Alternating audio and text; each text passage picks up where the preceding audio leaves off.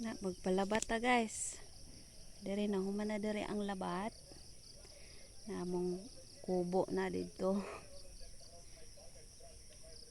Na oh, para pwede tayong maglagay dito ng mga kambing. Ayan. Yun guys, wala pa, hindi pa tapos yun doon.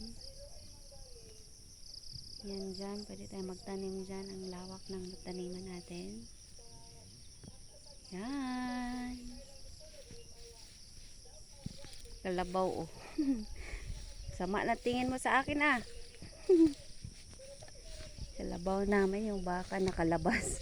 Kumakain dyan banda. Ayan, tapos may manukan dyan guys.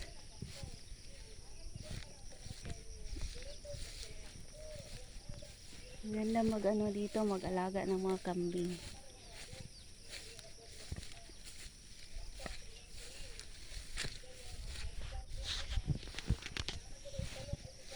Kunin muna natin yung kalabaw, baka mainit na masyado. So, pwede tayo magtanim dito ng mga gabi guys. Tapos saging, kamote, kalabasa. Hanggang doon guys. Lagyan ng bakod para hindi makalabas yung alaga naming mga hayop. Nandun yung baboy pala.